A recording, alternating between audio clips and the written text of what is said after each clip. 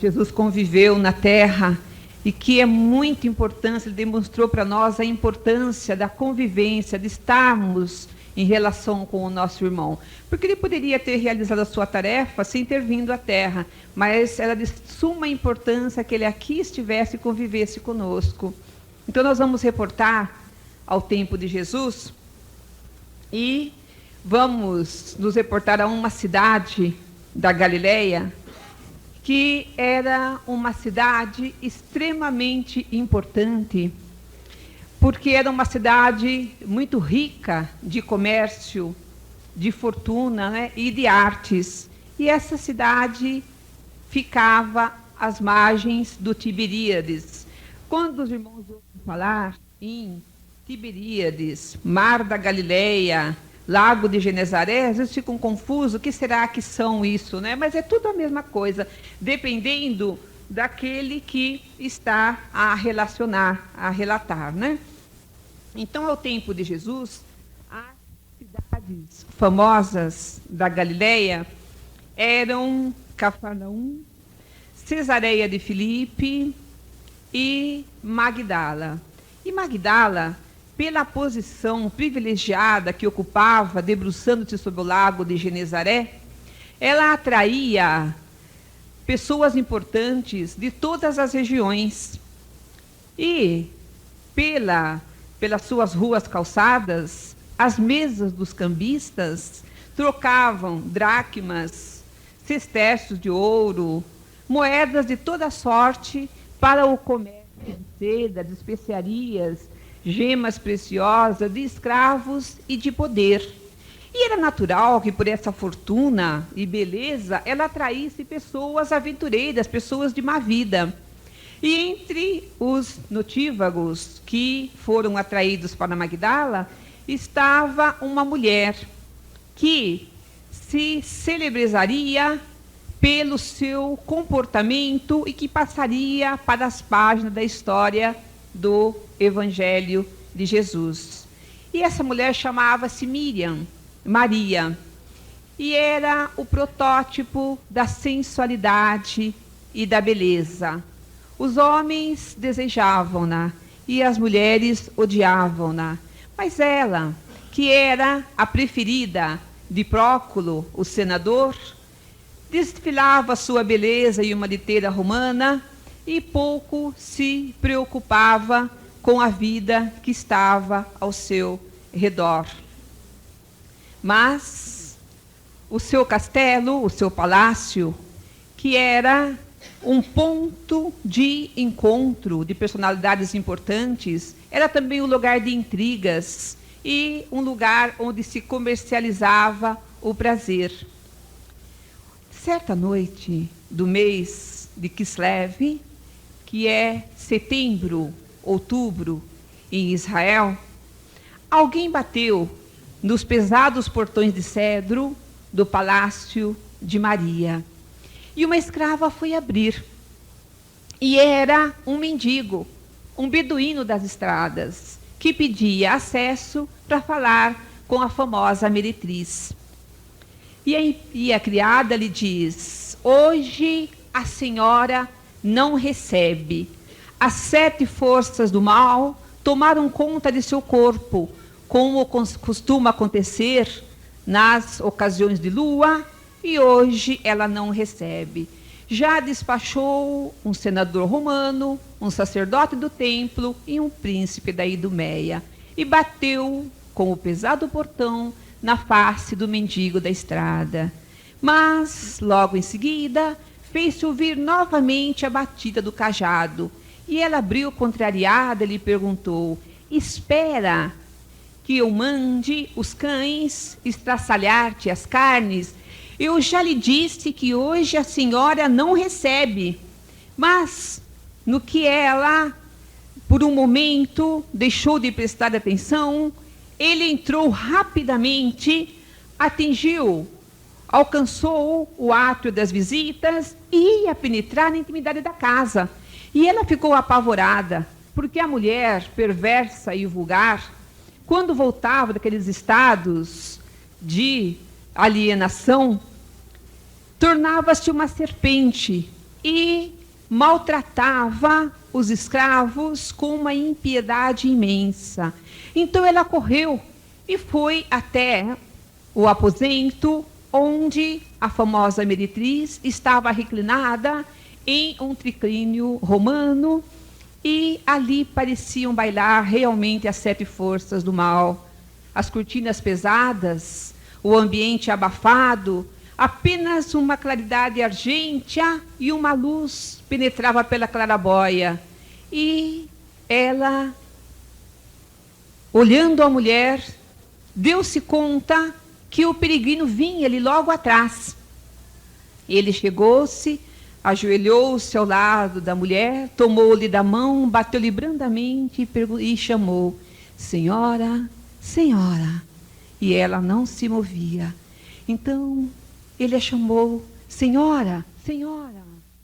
Na mão sacudiu-a: Senhora, viesses um dia me pedir que, se eu encontrasse a vida, que viesse lhe dizer: Senhora, eu encontrei Jesus, acorda, Senhora, acorda.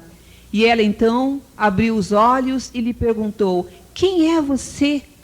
Ele respondeu: não faz muito tempo, vós estáveis a desfilar com a sua liteira de pecado, e eu, na margem da estrada, lhe gritei: dai uma esmola a um doente de lepra, em nome de Abraão. E vós me olhastes com escárnio e dissestes: vai-te daqui, miserável imundo, afasta-te de mim, para que o bacilo da tua doença não me contamine. Mas eu, olhando a tua beleza, pedi: dai-me uma moeda, porque eu necessito ver o profeta de Nazaré, que limpa a lepra com o suave toque das suas mãos, e que limpa as mazelas e as mágoas da multidão. E vós, sorrindo sarcástica, abriste a sua bolsa, tiraste um cestércio de ouro e atiraste na poeira da estrada, dizendo: vai-te, miserável imundo, e se o encontrares, vem dizer-me, a mim, que tenho a lepra na alma. Eu sou a decaída de Magdala. Senhora, venho lhe dizer que ele está perto daqui. Atravessando o lago na direção de Cafarnaum, facilmente se chega à praia, onde ele aguarda os infelizes como nós. Vinde, Senhora. Mas ela o olhou e disse: curar a lepra, como ele te curou, os profetas da Bíblia também as fizeram parar de sangrar. Mas a minha lepra, a minha dor, a minha mágoa, ninguém me pode curar. Ele disse: Senhora, ele não só me curou a lepra do corpo, mas também me curou todas as mazelas de dentro. Vinde, Senhora, vinde ver Jesus. E ela então lhe disse: vai-te daqui, deixa-me em paz. Sabes tu quem sou? Pelo meu leito de meretriz tem passado a loucura e o crime. Ele não me receberá. Vai-te, vai-te gozar do banquete dos felizes. Senhora, não ele. Eu vi comer com os impuros. Eu vi dialogar com os pecadores. Não ele, Senhora, vinde. Mas tu me diz que ele conversa com os pecadores, com os imundos e não os censura? Não, Senhora. Mas Moisés é a lei. E ele, Senhora, é a boa nova do amor. Vinde. A mulher levantou-se, tocou a sineta, uma escrava apareceu e ela mandou que preparassem a barca. Tomou de um pesado manto, colocou sobre o corpo e, numa noite estrelada do mês de Kislev, em que o vento soprava lamparinas mágicas, uma pequenina barca atravessava de Magdala na direção de Cafarnaum adormecida, levando no seu bojo uma meretriz, uma escrava, um mendigo e um remador. Quando chegaram à praia de Cafarnaum, que é uma praia de areias brancas, de arvoredos, salpicada de casas quadrangulares espalhadas. Quando chegaram e a barca atingiu a areia, a mulher hesitou. E ele lhe disse, encorajando-o: vai, senhora, vai, porque logo a alva cobrirá a noite, e logo a madrugada anunciará o dia. A mulher caminhou a passos trêmulos, e quando aproximou-se da porta da casa quadrangular do pescador Simão Bar-Jonas, e ela entrou, ela viu a figura de um homem belo, de pouco mais de 1,75 m de altura, os cabelos louros do tom do cobre velho, e quando ele se voltou, e movendo a cabeça, o seu rosto fez um ângulo perfeito com o ombro, e ele a fitou, ela sentiu que aquela beleza que vinha daquele homem a comoveu até as lágrimas, e ela caiu de joelhos, dizendo: Rabi. Ao que ele respondeu: Maria. Ela disse: mas tu sabes o meu nome? Oh, Maria, eu sou o bom pastor, e eu conheço as minhas ovelhas uma a uma pelo nome, senão não seria digno dela. Mas, Senhor, se tu sabes quem eu sou, tu sabes que eu sou. Oh, Maria, eu só sei que tem sede de amor, e tudo isso é tudo que me importa. Maria, estás chegando à fonte de vida eterna. Maria, não olhe para a noite quando tens o dia.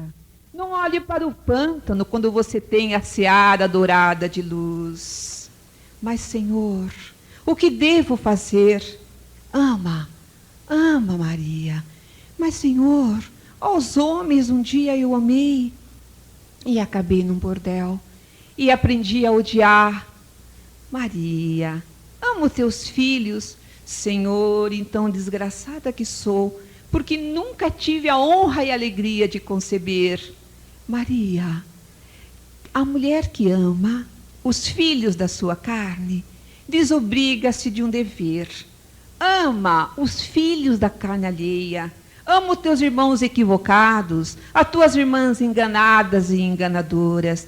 Ama, Maria, eu te darei o galardão da paz. A mulher tocou a medo, aquela mão nívea com a sua mão gelada, e a ternura que vinha daquele homem terno a comoveu a tal ponto que ela disse: Senhor, eu não sei o que se passa comigo, mas eu tenho vontade de lhe dar a minha vida. Oh, Maria, eu aceito. Mas, num dia que não está longe nem perto, eu aceito a tua vida. Não hoje. Hoje, você vá em paz e ser fiel até esse dia. A mulher saiu, e quando chegou à praia, ela ainda olhou para dentro da sala e pareceu vê-lo bordado de luar, que lhe dizia: vai, filha, e ser fiel até esse dia. Maria se foi. No dia seguinte, Magdala acordou escandalizada. A prostituta havia enlouquecido. Vendera tudo o que tinha, abriu os portões do seu palácio e dera tudo o que tinha aos pobres, reservando apenas o essencialmente necessário para a sua sobrevivência. Vivia perto dali um mercador chamado Simão. Simão não era bom, Simão não era mau. Simão gostava de estar nas manchetes sociais. E quando ele sabia que uma pessoa importante chegava à sua cidade, ele mandava convidar e oferecia um banquete. Aos pobres, Simão não dava nada. Aos ricos, ele dava tudo. E quando Jesus chegou, e ele soube, porque Jesus era uma personalidade notável e notória em seu tempo, ele mandou convidá-lo para um banquete. E, para a surpresa de todos, Jesus aceitou. E, no dia aprazado, 3 homens encaminharam-se para a mansão de Simão, que era construída em estilo grego, com capitéis dourados, colônias jônias, E ao sol, a pino do meio-dia, 3 homens caminhavam e a poeira levantava-se sob os pés dos peregrinos. Eles chegaram à casa de Simão, e Simão, com toda a sua comitiva, os recebeu no terraço com uma curvatura e indicou-lhe com um sorriso a sala do banquete. Eles entraram e o banquete começou a esplender. Escravas dançavam, tocavam-se instrumentos e servos serviam pratos apetitosos. Os comensais deitavam-se sobre triclínios à moda romana, mas ele ficou à margem, sentado sobre almofadas, conforme era o hábito hebreu. E a festa esplendia, quando de repente ouviu-se uma algaravia e uma mulher entrou correndo, descabelada, a roupa descomposta, relanceou o olhar pela sala e o viu. Correu para ele e Simão a reconheceu. Era a prostituta de Magdala. Simão sentiu que um pavor invadia seu corpo. Aquela mulher ousava ultrajar, manchar o seu lar. Então ele olhou para um escravo para que a expulsasse, mas enquanto o escravo chegava, ela o olhou de maneira fulminante e o escravo recuou. Simão tentou se aproximar, mas ela também o olhou. E os seus olhos lhe diziam: afasta-te de mim, porque muitas das noites em que eu caí, foi com o empurrão da tua mão. Porque Simão também era cliente de Maria de Magdala. Porque Simão representava a sociedade de todos os tempos, aqueles que condenam o vício, mas que se corrompem. E então, ele ficou ali, silencioso, amargando a presença daquela mulher dentro do seu lar, enquanto ela se lembrava de quando tinha 12 anos e que fora levada pela sua mãe pela primeira vez a Jerusalém. Ali perto da praça do mercado, ela ouvira um contador de histórias que dizia: um dia ele virá, ele será poderoso como um trovão e frágil como uma criança. A sua voz será poderosa como um relâmpago no céu, mas será tão meiga como a voz do cordeiro que bale no campo, e a sua ternura será tão penetrante como um unguento de nardo. E ela nunca mais se esqueceu da voz daquele beduíno, cantador do deserto. Depois, aos 16 anos, ela foi ludibriada pelo desejo, que ela chamou de amor. E quando ela saía do bordel em companhia de suas colegas enlouquecidas, ela ouviu alguém que dizia: arrependi-vos, arrependei-vos e fazei penitência. São chegados os terríveis dias do Senhor. Ele virá, bom como um favo de mel, e poderoso como o relâmpago no céu. Montará um jinete branco e cavalgará as nossas paixões, pregando o reino dos céus. E ela o amou. E naquele dia que ela deixou a sua casa, que era também um prostíbulo, e deixou-a para ninguém, ela pareceu ainda ouvir lá longe, no doce e coleante Jordão, alguém que lhe dizia: arrependei-vos, são chegados os terríveis dias do Senhor. Arrependei-vos, fazei penitência. Agora ela sabia que era o homem de Cafarnaum. Por isso estava ali, chorando a seus pés. Jesus olhava a todos com um sorriso calmo nos lábios. Escutava as interrogações íntimas de Simão, que dizia: esse homem não é um profeta. Deve ser um qualquer. Se fosse um profeta, saberia quem é essa mulher que está aqui manchando o meu lar. E ele aceita que ela ainda lave os seus pés com as suas lágrimas. Não deve ser um profeta esse que aí está. Jesus sorriu levemente e lhe disse: Simão, tenho um quesito a te propor. Fala, Senhor. Simão, sei que é um homem que pensa muito. Sei que és um mercador próspero. Oh, Senhor, também não é assim.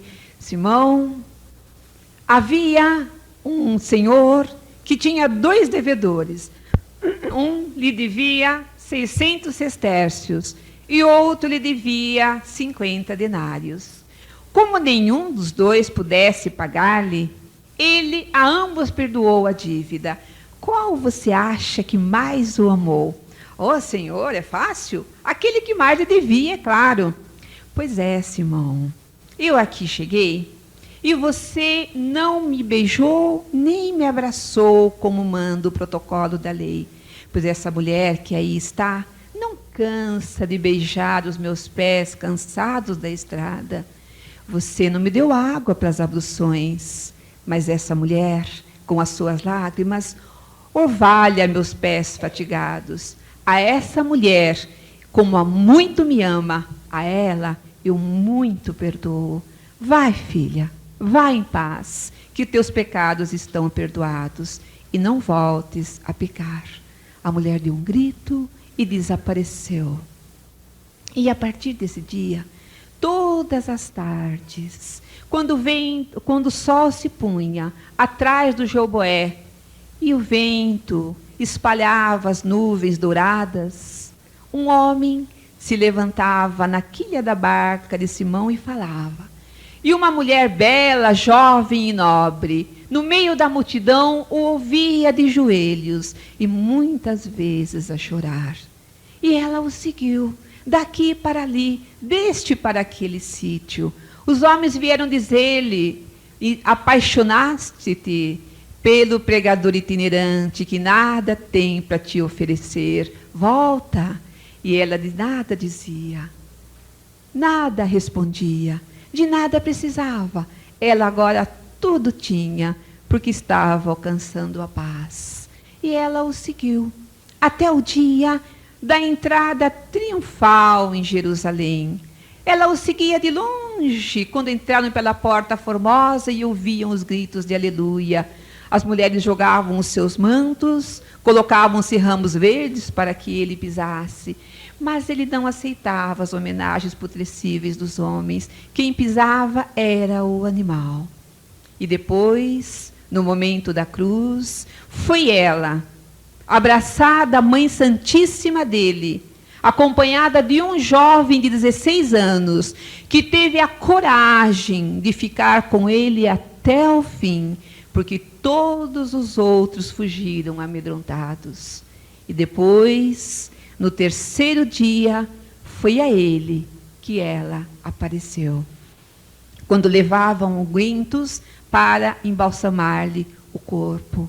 Para podermos compreender esta cena, temos que nos lembrar que Jesus morreu perto na hora nona, às 15h, e que logo em seguida o templo tocaria os clarins do silêncio para a festa da Páscoa. Nada mais podia se realizar.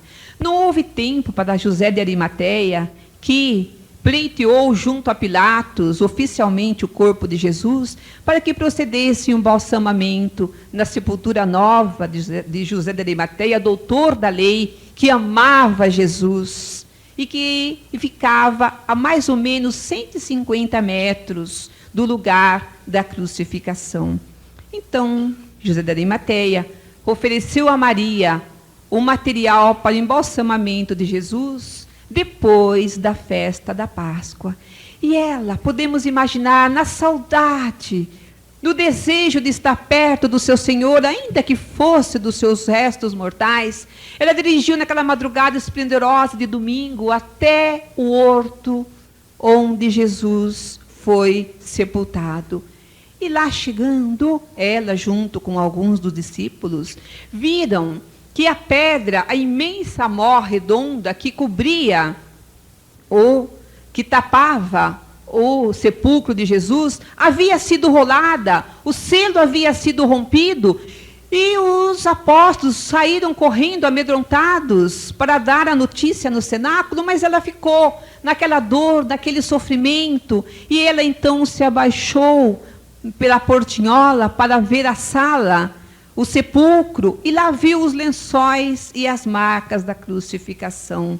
Então ela se voltou e, sabendo que o horto de José de Arimateia era sempre guardado por um jardineiro, ela vê um homem de costas e dirige-se a ele.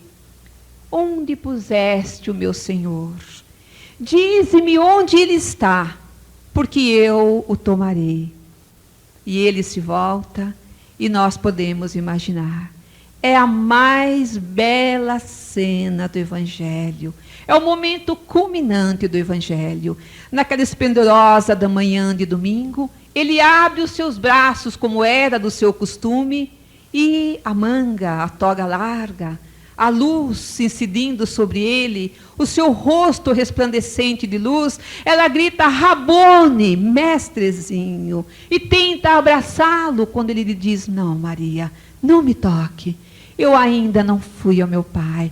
Ela se curva e ele lhe diz, vai, dá a nova aos companheiros assustados.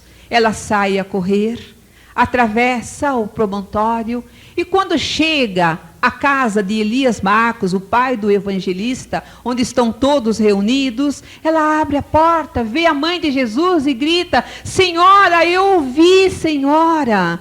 A mãe de Jesus se volta, o manto cai-lhe sobre os ombros, e ela diz, você viu? Viu meu filho?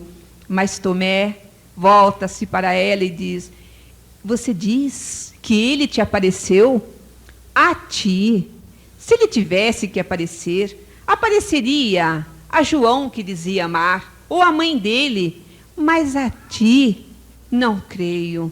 Ele fugiu e deixou-nos nesta enrascada. Nunca eu acreditarei numa mulher como tu, porque a humanidade é assim. Nunca esquece os deslizes dos outros, mas acha sempre justificativa para os seus. Prega para que se ergam, mas não permitem que se levantem. E ela compreendeu que nunca seria perdoada pelo seu deslize. Mas Maria, a mãe de Jesus, levanta-se, abraça e diz-lhe, minha filha, eu creio que ele te apareceu, porque algo secreto no meu coração diz que o meu filho vive. E depois foi a evolução da presença dele.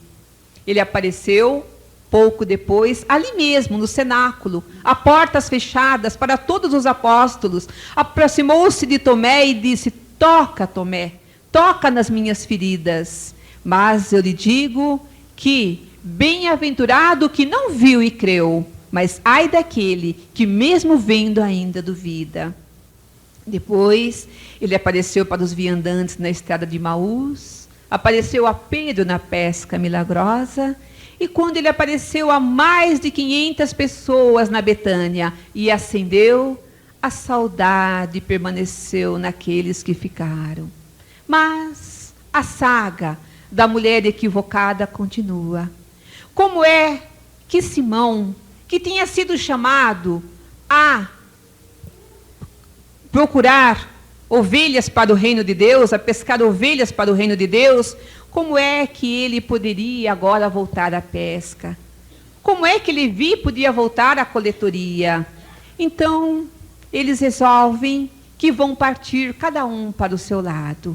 E ali mesmo na praia, onde ele pegara pela última vez, todos se reúnem e se despedem. E Tiago vai a Jerusalém. Pedro diz, vou a Jerusalém, vou abrir uma casa, onde as mãos de Jesus vai levantar os decaídos como eu. E ela, no momento das despedidas, ajoelha-se aos pés de Simão e lhe pede, Simão, leva-me contigo, Simão. Mas ele diz, oh Maria, não posso levar-te. Ainda há pouco tu eras, e não sei se te curaste da doença. Eu temo que você vá ser prejudicial ao Evangelho. Ela baixou a cabeça, beijou-lhe a mão e disse, eu compreendo, Simão. Ela depois procurou emprego ali em Cafarnaum, mas não conseguiu. Quem daria emprego a uma mulher bela dentro de casa? Procurou emprego em Magdala, não conseguiu. Os antigos amantes vieram e diziam, volta, nós te daremos um palácio melhor, és bela e a loucura passou, volta. E ela, baixando a cabeça, mendigava o pão que lhe negavam pelo trabalho honesto. Depois, quase 2 meses depois da partida do mestre, ela estava ali nas praias de Cafarnaum, aí desanimada, sem saber o que fazer da sua vida, quando de repente ela ouve uma sineta e uma voz que grita: Morfeia, Morfeia, saí do rumo da desgraça, lepra, afastai-vos. Ela quis correr, vítima da tradição, mas lembrou-se o que é que ele faria. E ela esperou. Então eles chegaram. E ela viu aqueles homens com os rostos comidos pela lepra, aquelas mulheres desfiguradas, as crianças maltrapilhas. E ela, então, eles perguntaram: mulher, sabes onde podemos encontrar Jesus de Nazaré, o que cura a lepra? Viemos de terras da Assíria para buscar Jesus. A Jesus de Nazaré buscais? Mataram o mestre. Não tem 2 meses. Mataram o mestre. E a nossa dor agora é nossa. Então ela viu que as mulheres choravam, rasgavam as roupas, os homens baixavam a cabeça, as crianças abraçavam-se aos pais. E ela se condoeu.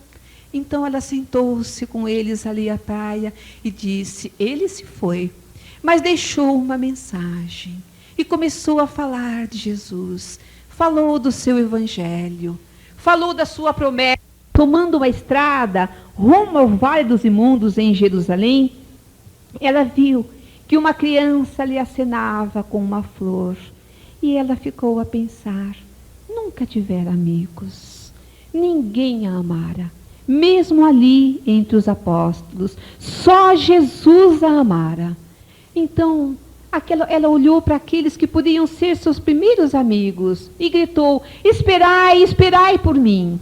E quando 2 semanas depois, o portão do Vale dos Imundos em Jerusalém se abria para receber aquele magote de leprosos da Síria, entrou com eles uma mulher jovem e bela. E todas as noites, quando o sol se punha, ela subia numa rocha e dirigia-se a eles dizendo: meus irmãos, vós, os leprosos, e falava de Jesus, da boa nova do amor. Passaram-se 10 anos e um dia ela estava a banhar-se numa cascata, quando, olhando para o próprio busto, viu uma pétala de rosa. Tomou de um espinho e cravou. Não sentiu dor alguma. Maria olhou para o céu e sorriu e disse: meu Deus, irei pagar na carne os crimes que na carne cometi. Ela havia contraído a lepra. Naquela tarde, o seu sermão foi quase igual. Ela levantou-se sobre a rocha e disse: meus irmãos, nós, os leprosos, e falou-lhes de Jesus. Mais 10 anos passaram. E agora, ela, fazendo um exame severo de si, viu que os dentes haviam caído dos alvéolos. Os dedos haviam transformado-se em garras. O olho havia sido cegado pela lepra. O corpo coberto dos lepromas. Nada mais restava da antiga vendedora de perfumes e ilusões. Ela percebeu que ia morrer. Então, naquela noite, ela despediu-se dos irmãos de lepra e disse: meus irmãos, necessito partir, porque sinto que vou morrer, mas não quero partir para a pátria espiritual sem antes ter visto Maria, a mãe do mestre. E ela começou a longa viagem, porque Maria agora vivia em Éfeso, lá no alto do promontório, em companhia de João, depois que Jesus havia dito: filho, eis aí a sua mãe. E ela caminhava de noite e descansava de dia por causa do sol e das autoridades. Comia as migalhas que as crianças jogavam pelo caminho. 2 semanas depois, quando as portas da cidade se faziam visíveis, ela tombou no deserto, corroída pelas febres. E então, um casal de cristãos a achou. Levaram-na para casa. Mas ela chamava por Maria de Nazaré. E subiram ao promontório e foram avisar a Santíssima Mãe de Jesus. E Maria veio e velou por ela 2 noites e 2 dias. E na 3ª manhã, Maria estava a acariciar aquela cabeleira banhada, salpicada de pus, quando de repente o corpo fremiu e parou. Maria teve uma tontura, sentiu que planava no ar, sentiu que tinha deixado o vaso físico, olhou para si, estava bela, jovem, como no tempo que conhecera o Mestre. Sentiu uma saudade imensa daquela noite do mês de Kislev, e de repente viu-se na praia, em frente à casa de Simão Pedro, onde pela primeira vez ela vira o Senhor, numa noite iluminada de lamparinas mágicas de estrelas.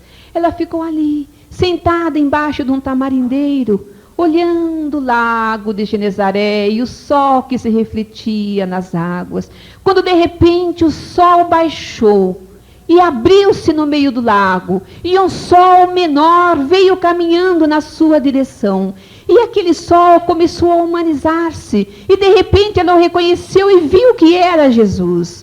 Então ela saiu a correr, entrou na água, abraçou-se ao Mestre, e ele lhe disse: Maria, como eu lhe disse, um dia eu pediria a tua vida. Vem, Maria, já atravessaste a porta estreita. E tomando-a nos seus braços, encontra o peito, desapareceu em meio ao sol. Esta é a saga da mulher equivocada. Maria, que para os estudiosos é mais importante do que Paulo, porque Paulo era puro e permaneceu puro, mas Maria era um pântano de podridão e transformou-se numa seara de luz. Maria é a personagem do Evangelho com qual a humanidade mais se parece, a humanidade sedenta de luz. Ela é a nossa esperança, ela é a certeza que nós temos de poder transformar os nossos destinos. Por isso hoje, daqui a pouquinho, quando nós formos orar, e que nós falarmos: Jesus, Mestre, se no imo da nossa consciência Ele repetir o nosso nome, e nós lhe dissermos: Senhor, vós me conheces, e Ele disser: eu sou o bom pastor, então nós lhe diremos: Senhor, dai-me, Senhor, a palavra da vida eterna. Vamos orar.